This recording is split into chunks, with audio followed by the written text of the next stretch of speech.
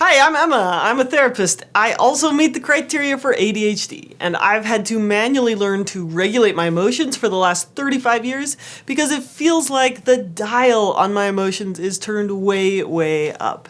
And it turns out that up to 70% of people with ADHD struggle with emotional dysregulation. So today we're going to dive into the brain science behind why ADHD and emotional dysregulation are so closely linked. I'm going to break it down into 3 main chunks, and I have some practical strategies for you to manage those emotions. Now, guys, this is therapy in a nutshell, but I've been working on this video for like 8 months, and it's been hard for me to boil all this information down into a short video. So today's video is going to be the biggest nutshell in the world, which happens to look like a butt. And that has nothing to do with ADHD and emotional regulation, but maybe everything to do with it. So let's go.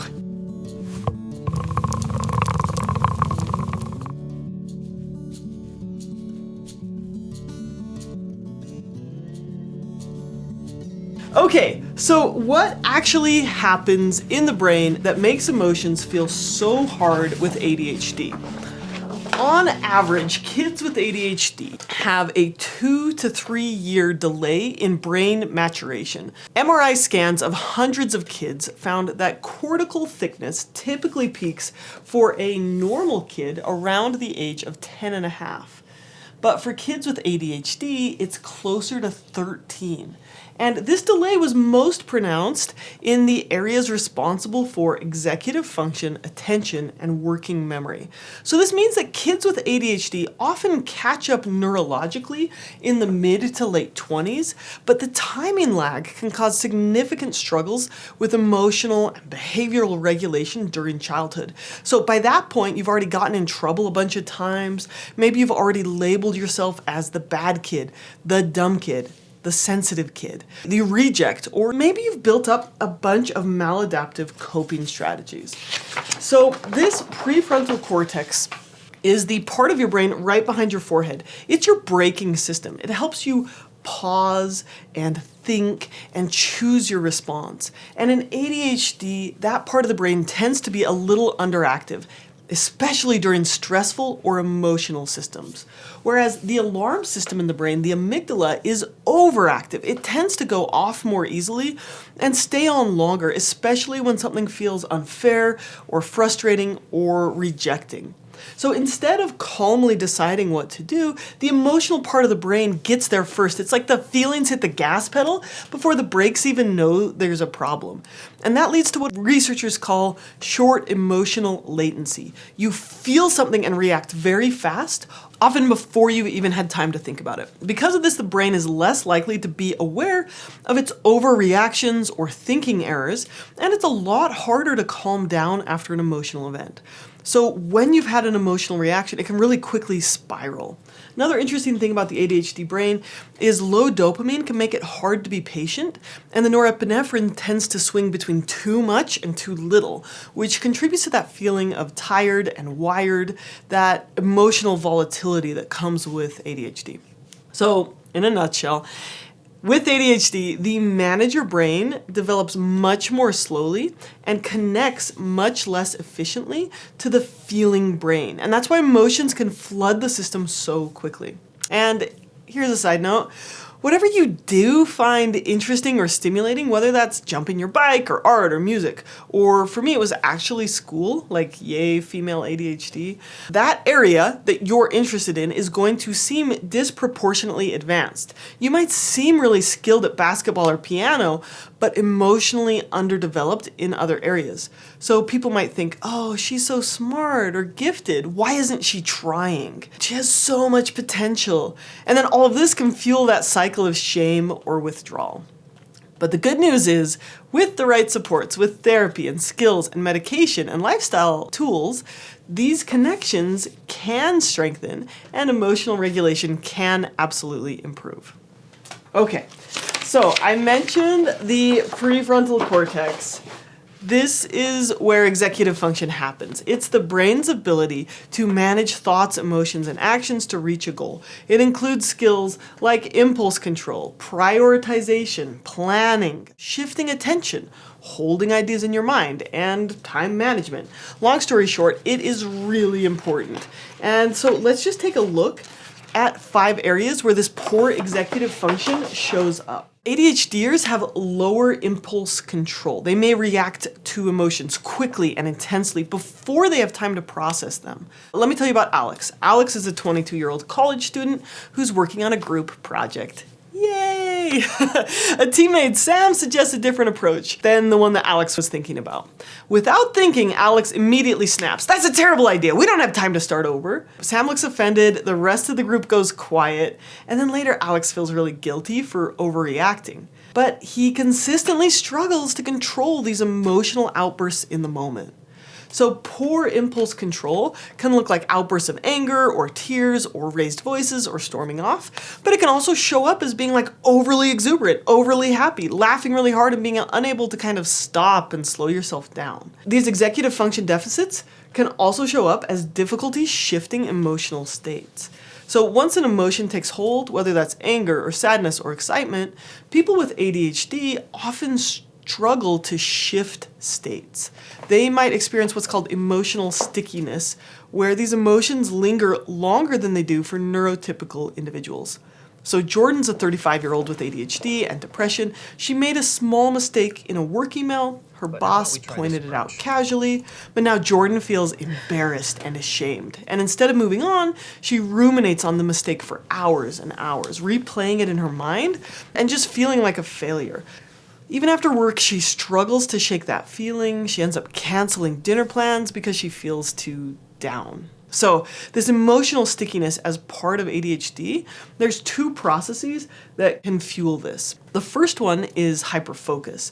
This is an ADHD superpower where when something is intense or stimulating or interesting, you can get completely absorbed. And this can happen with a new crush or with the worry about what you said in that email. Hyperfocus can make it difficult to step back, shift attention, or gain perspective. Positive or negative emotions can be really stimulating, so it's almost like a fidget toy to just dwell on them. The second difference is the default mode network. So this is basically what's going on in your head when you have nothing to think about. People with ADHD are more likely to have their brain wander, and it might constantly wander into worries or ruminations. And this can fuel negative moods like anxiety or depression. Okay, the next one is low frustration tolerance. So due to dopamine differences, ADHD brains crave instant rewards and stimulation. This makes waiting or dealing with setbacks or handling boredom really difficult. Small inconveniences can feel really overwhelming, and that can lead to irritability or outbursts. Okay, next one's time blindness. ADHD brains struggle with tracking time, so when something feels bad, it feels like it has always felt bad, and it will always feel bad. Dr. Ned Hallowell said that for people with ADHD, there are only 2 times, now and not now. And you couple that with a low frustration tolerance, and it's a pretty potent way for any emotion to feel like it's gonna last forever, and then you start to spiral. Number 5 is poor working memory. Working through emotions is a multi-step process. It requires you to hold multiple pieces of information while moving through the steps. But people with ADHD often have poor working memory. That means they have a hard time holding multiple ideas at the same time, or like remembering that it's all gonna be okay. So let's take a look at Fred. Fred says, I hate my job. My boss is a complete jerk. When I requested to take a day off so I could attend a wedding, he denied the request. His impulse is to quit right now. And before you know it, Sam is still mad at his boss, but now he's panicking because he doesn't have a job, and he's super mad at himself. And if you really look at it, he also had a hard time remembering to tell his boss he wanted the time off. And the wedding's tomorrow. It's easy to see how poor working memory and poor executive function start to pile up. These deficits make it really hard to process emotions and carefully plan how to act. And I don't want to spend too much time on this, but speaking of emotion processing is how you work through and resolve emotions. I've done a bunch of videos on this and a whole course on emotion processing. So for this video, I'm just going to briefly walk through what I would tell Fred to do when his impulse is to quit that job. So he needs to name his emotions, which requires him to use the thinking part of his brain. So he would need to name his emotions, pause, notice his thoughts. He needs to explore and clarify, like question your thoughts. Maybe the reason my boss isn't giving me time off is because I gave him no warning. And then to choose, like, what do I really want to do? Do I really want to quit my job? And to think through this, and then eventually to take action that lines up with your values. Like, oh, I need to keep my job. Next time I need to do this differently, right? And just notice how each of these steps in emotion processing requires you to hold multiple ideas in your head while trying to remember what to do next, while you're feeling intensely angry, right? So not only is it hard to work through those feelings, but poor executive function makes it harder to solve the actual problem that the emotion is about. The actual problem is you need to plan ahead better to request time off. Long story short, every single step of emotion processing requires executive function, and that requires multiple steps. And as Kirsten Walters, my favorite ADHD expert, says, for people with ADHD, 2 steps is 1 step too many. Okay, so it's easy to see why people with ADHD struggle with emotion regulation. But these are skills that can be learned and supported. And I pretty much had to learn how to do this manually, but with time, I did learn how to work through my feelings in a healthy way. Okay. So those are 5 ways that executive dysfunction really impairs regulation and ADHD. Okay, now we're going to talk about RSD and biological triggers, and then we'll talk about some helpful strategies. Okay, many people with ADHD have rejection-sensitive dysphoria. This is intense emotional pain in response to perceived criticism or failure or rejection. When you get criticized or rejected, it can feel like you're being stabbed. And I can remember when I had a friend breakup, and it destroyed me for like years. I felt like there was something wrong with me. I was so hurt and confused that I literally withdrew from having any friends for like 2 years. Now, I know this doesn't make sense, and that's what dysphoria means. It's a much bigger than expected emotional response. And it can happen even when it's just a small piece of feedback or a tiny mistake. Now, because rejection feels so painful, it often leads to defensiveness, social anxiety, social withdrawal, or people-pleasing. The fear of saying the wrong thing or making someone mad can be paralyzing. Now, I'm going to make a whole video on this, so if you'd like to see that, you can subscribe or click the bell. All right, there's my annoying call to action. But I am making a bunch of videos on this, so stay tuned. Okay, the last main category of how ADHD is linked to emotional dysregulation is biological triggers. Up to 70% of ADHDers have a natural delay in their internal clock. This means that their brains don't start releasing melatonin until much later at night. This is like 2 hours later.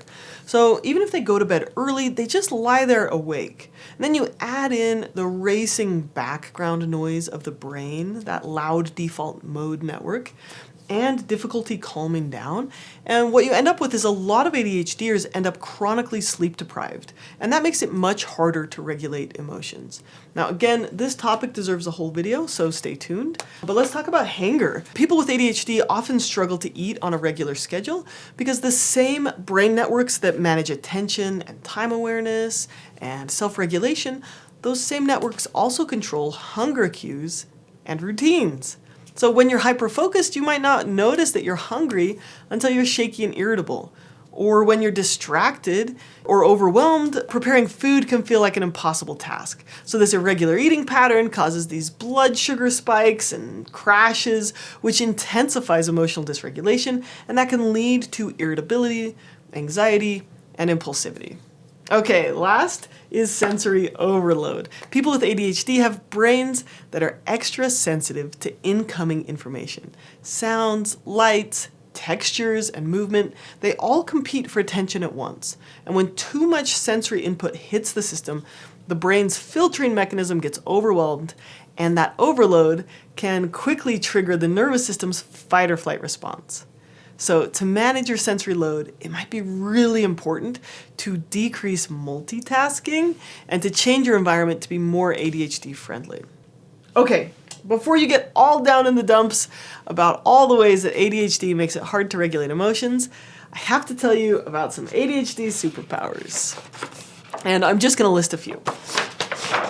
Strong emotional intuition. This is one of my gifts that helps me be a good therapist. Quick emotional recovery from setbacks. Some emotions are intense, but fleeting. Now, this can feel really confusing because some emotions are intense and stick around for a long time, but sometimes you just bounce back. High emotional resilience in stressful situations. There's some fascinating studies showing that many people with ADHD perform really well under pressure, and they regulate emotions much better in fast-paced, high-intensity situations. So you might make a great first responder. Passion-driven emotional regulation. When we care about a goal, we can channel frustration into action. And creativity. People with ADHD often find unique and adaptive ways to regulate emotions. We might use humor, storytelling, music, art, or movement to shift our emotional state. You aren't broken, you aren't bad. Your brain is just different from typical brains. You might just thrive in a different environment.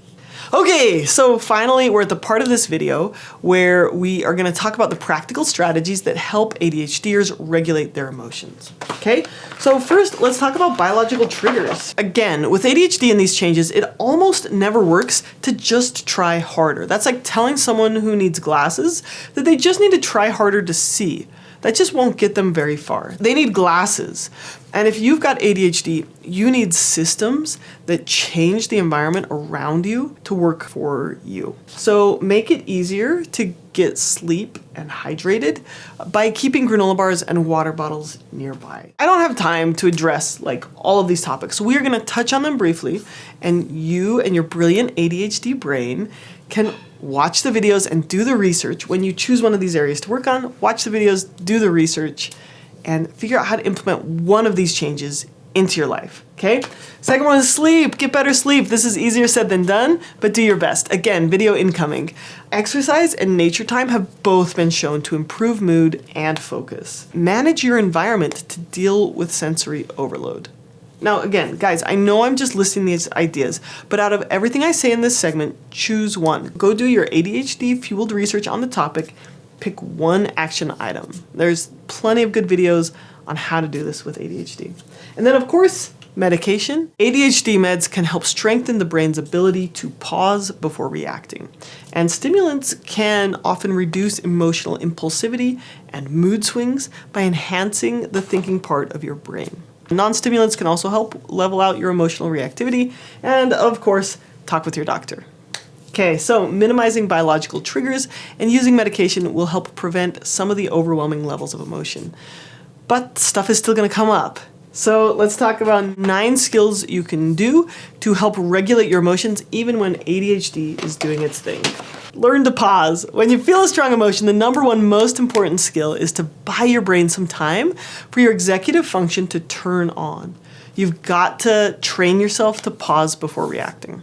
So let's go back to Alex. He was the college student who made it awkward during the group project. What I would say is Alex could use a script, a neutral phrase to buy himself some time. It might be something like, let me think about that. Or you just repeat back to them what they said. Something like, oh, you're saying we should take a different approach. Or take a break when you're feeling overwhelmed and go for a walk or go to the bathroom. Okay, now here's the thing with ADHD, right? When you're trying to make changes, when you have ADHD, you have probably tried over and over and struggled to be consistent, to actually maintain those changes. So you might feel like giving up or like, oh yeah, I've tried that, but it just hasn't worked. I would just say, don't give up. Don't just try harder, try differently. With ADHD, you've got to outsource your executive function and treat each attempt as a tiny experiment. And you're probably not going to succeed the first time you try to learn to pause. So you've got to build better systems. So let me give you an example. When it comes to outsourcing that executive function, let's say like your impulse is that you spend money impulsively. You can't just try harder to not spend money. You've got to build in things that are going to slow you down. So some examples of this are like taping a reminder on your credit card that you have to call your partner before spending over $100.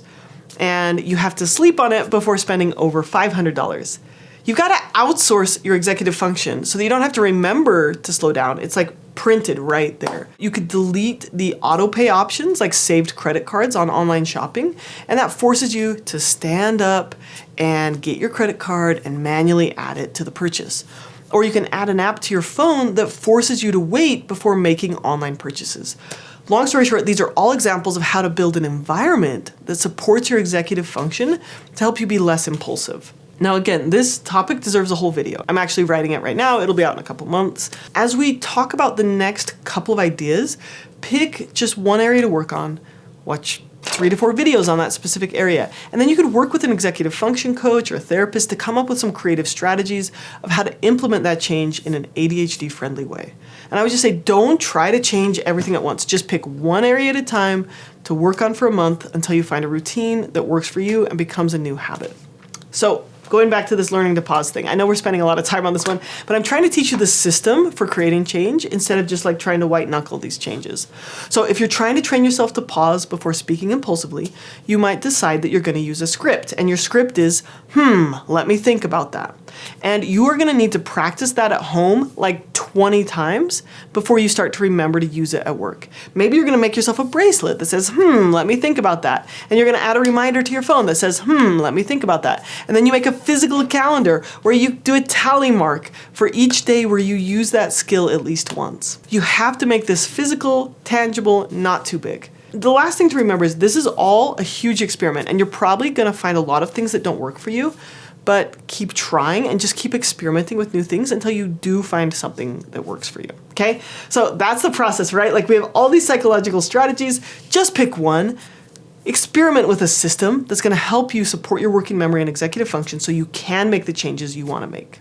Okay, now we're gonna move through these other ones a little bit more quickly. The second one is labeling or naming the emotion.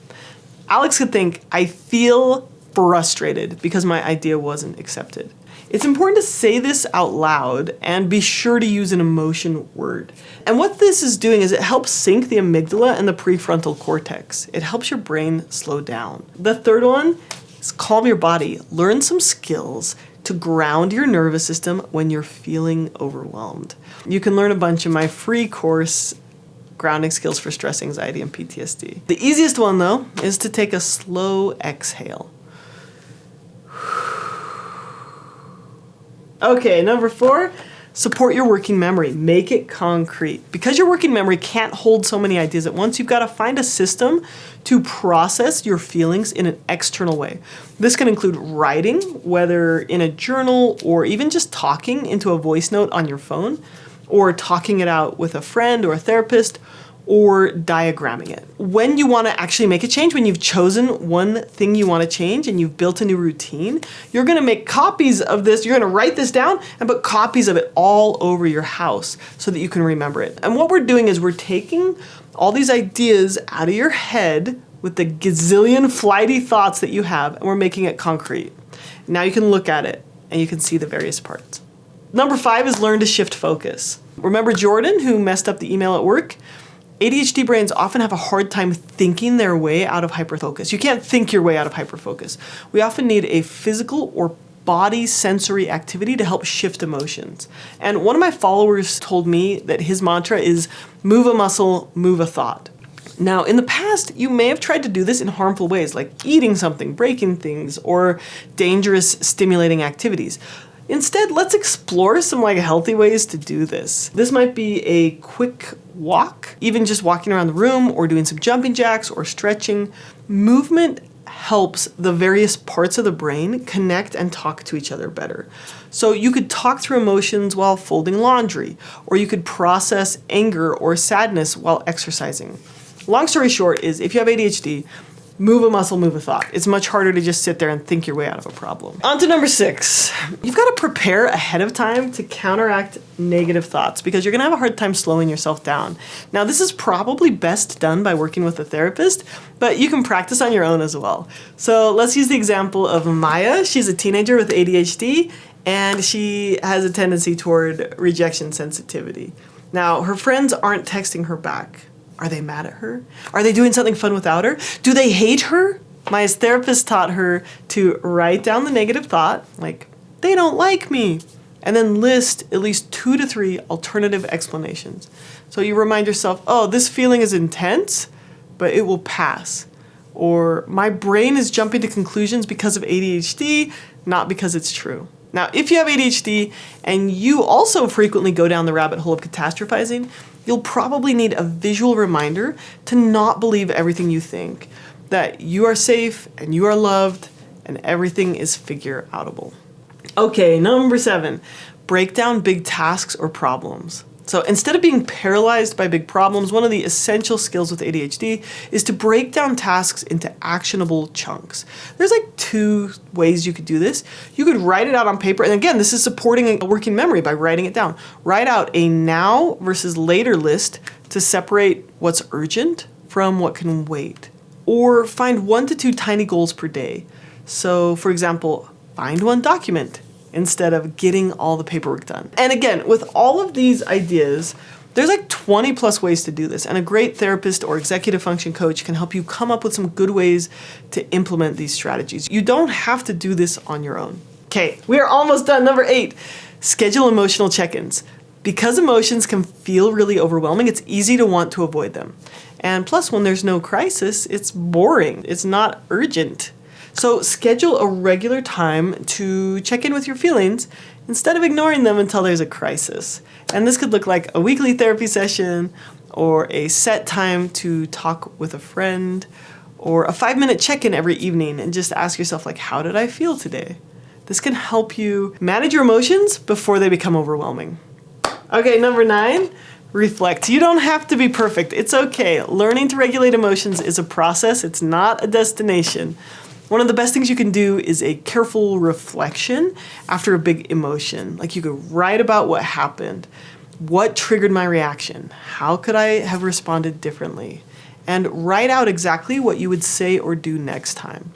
This lays neural pathways to act differently in the future. And I would say just get good at apologizing. This is a skill that can be learned. So work on that.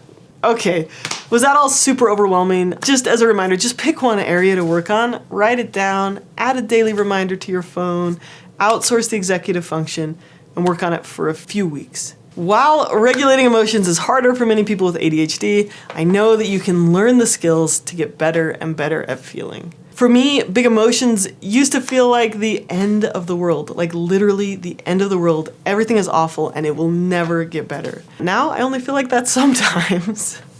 Just kidding. Big emotions do take over sometimes, but what's different now is that I feel super confident that I can figure them out, that they won't last forever, and that I have the supports in place to work through them. So what this means is they don't usually stick around nearly as long, and overall I handle situations a lot better.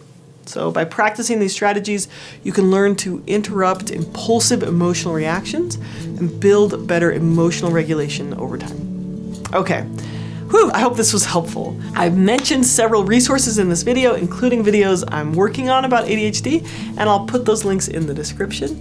So if you'd like to learn more, you can check those out. Thank you again for being here, and please take care.